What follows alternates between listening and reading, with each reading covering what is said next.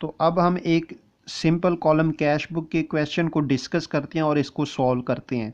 हमारे पास ऊपर लिखा हुआ है write the following transaction in the simple या single column cash book. January 1992 cash in hand, हमारे पास जो कैश है वो 10,000 इन हैंड है।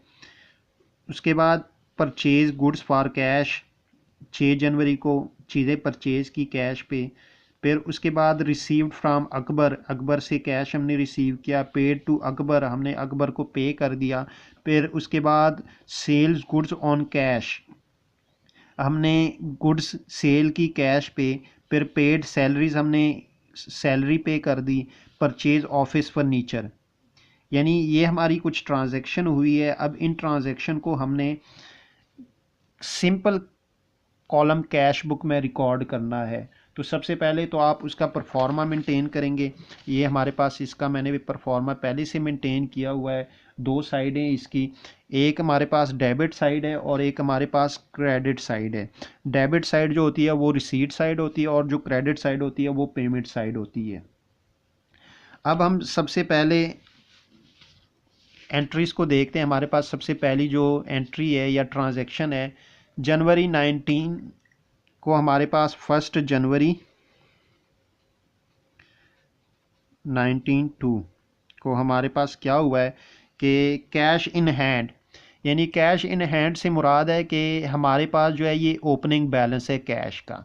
तो आपके पास जब भी ओपनिंग बैलेंस होगा तो उसके लिए आप लिखोगे बैलेंस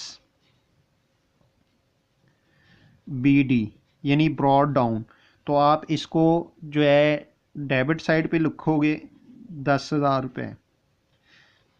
फिर दूसरे एंट्री है जो डेट 6 है, 6 जनवरी को परचेज गुड फॉर कैश, हमने क्या किया, कैश पे हमने चीज़ें परचेज़ की। तो अब हमारे पास जनवरी 6 को हमने क्या किया, परचेजेस की है। तो हम परचेजेस को पार्टिकुलर्स में लिख लेंगे और कितनी अमाउंट से हमने की है, 2,000 रुपये से हम इसको क्रेडिट कर देंगे, क्योंकि हमने जो चीज़ें परचेज़ की है उसके अगेन हमने कैश दिया और इसलिए हमने कैश बुक में क्रेडिट साइड पे कैश को क्रेडिट कर दिया 2,000 रुपये से। जो हमारे पास तीसरी ट्रांजैक्शन है वो हमारे पास है रिसीव्ड फ्रॉम अकबर, यानी हमने अकबर से जो है रिसीव किया कितना, 3,000 रुपये।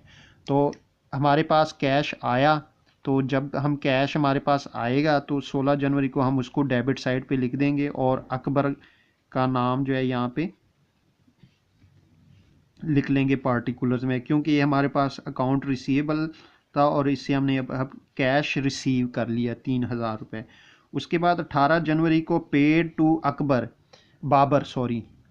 बाबर यानी हमारा अकाउंट पेएबल था, इससे हमने चीज़ें परचेज़ की थी। तो अब इसको हमने क्या किया, 18 जनवरी को पे कर दिया। तो अब हम इसको 18 जनवरी को कैश को क्रेडिट कर देंगे बाबर के नाम से, क्योंकि ये हमारा अकाउंट पेएबल था, कितना, 1,000 रुपये। तो अब उसके बाद हमारे पास जो 25 जनवरी नेक्स्ट जो ट्रांजैक्शन आ रही है वो 25 जनवरी को सेल्स गुड्स ऑन कैश, हमने क्या किया, 25 जनवरी को गुड्स सेल कर दी। तो यहाँ पे हम सेल्स अकाउंट लिखेंगे क्योंकि कैश हमारे पास आया 5,000 रुपये का, तो यहाँ पे हम 5,000 रुपये डेबिट कर देंगे। फिर उसके बाद हमारे पास 30 जनवरी को हमने पेड सैलरी, यानी हमने क्या किया, सैलरी पे की है जनवरी 30 को। तो यहाँ पे हम सैलरीज अकाउंट लिख लेंगे और कितनी हमने पे की है सैलरीज, 1,000 रुपये। तो हम यहाँ पे 1,000 रुपये लिख लेंगे। इसी तरह हमारे पास जो नेक्स्ट लास्ट है वो परचेज्ड ऑफिस फर्नीचर। अब जो हमने ऑफिस फर्नीचर परचेज़ किया है, बेसिकली हमारे अगर हम कैश के पॉइंट ऑफ व्यू से देखें तो हमसे क्या हुआ, कैश आउट हुआ। तो यहाँ पे हमने बात की थी कि हम वो तमाम ट्रांजैक्शन रिकॉर्ड करेंगे कैश बुक में कि जिसकी वजह से या तो कैश आपका इन हुआ या आउट हुआ। अब यहाँ पे हमने फर्नीचर जो है परचेज़ किया है तो बेसिकली कैश पे, तो कैश हमसे क्या हो रहा है, आउट हो रहा है, यानी क्रेडिट हो रहा है, कैश हमारा डिक्रीज़ हो रहा है। तो इसलिए इस ट्रांजैक्शन को भी हम यहाँ पे रिकॉर्ड करेंगे जनवरी 31 को। तो ऑफिस फर्नीचर हम यहाँ पे लिख लेंगे, ऑफिस फर्नीचर कितनी अमाउंट से, 2000 रुपये से। तो अब हम यहाँ पे इसको टोटल करेंगे, यहाँ पे भी हम इसको टोटल करेंगे। अब देखें बेसिक नॉर्मल जो है आपका कैश का जो बैलेंस होता है वो डेबिट ही रहता है, यानी आपका जो कैश का बैलेंस होता है वो डेबिट साइड का ज़्यादा होता है। तो अब यहाँ पे हम डेबिट साइड को 10,000, 13,000, टोटल हमारे पास 18,000 कैश। इसी तरह अब यहाँ पे हम 18,000 ही लिखें क्योंकि डेबिट साइड बड़ी है। तो यहाँ पे अब हम देखते हैं 2,000, 3,000, 4,000, 5, 6,000। तो बेसिकली हमारे पास जो कैश आया है वो 18,000 इन हुआ है और आउट जो हुआ है वो हमसे वो 6,000 हुआ है। तो अब यहाँ पे हमारे पास जो बाकी बैलेंस होगा वो बैलेंस CD, तो हमारे पास कितना होगा, 12,000 रुपये।